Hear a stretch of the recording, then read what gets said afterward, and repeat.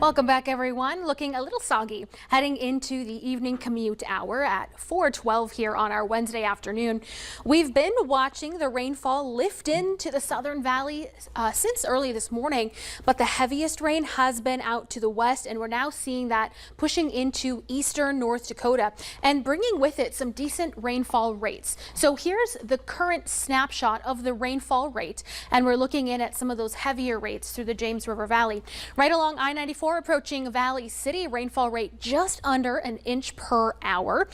Just south, north of Litchville there, 1.39 inches per hour, and towards Lemoore, seeing that rainfall rate of around 1.17 inches per hour. But rainfall rates up to 2 inches per hour remain possible. So we've already talked about that aerial flood advisory, and you've probably seen it crawling across the bottom of your screen today. But here's what we're looking at for that flash flooding risk, to be a little bit more specific. So as we just said, 2 inches per hour possible, especially this area here in yellow. Good news for folks in Bismarck, central North Dakota. The heavier rain is exiting, but now we're seeing it push into the James River Valley and into the Devil's Lake Basin as well. So flash flooding still a possibility. Let's take a look at what to expect. Wind out of the southeast continues this evening. Rain continues to overspread the area, heavy at times, and that continues pretty much all night long.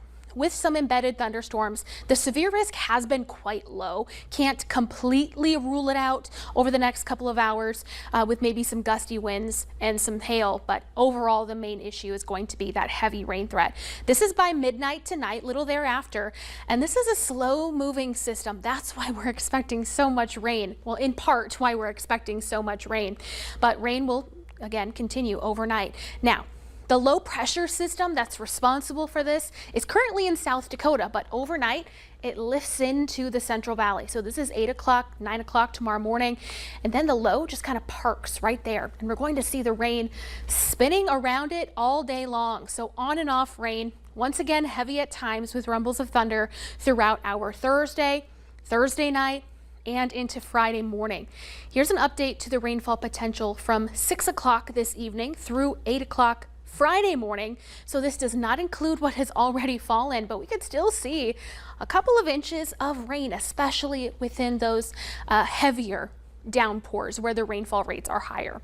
Right now, 70 in Fargo, rainy, 68 in Moorhead, little breezy with winds gusting to 18 miles an hour. Grand Forks has been pretty dry so far, 76 degrees, wind out of the south-southeast right around 20 or so miles per hour. 66 in Devil's Lake.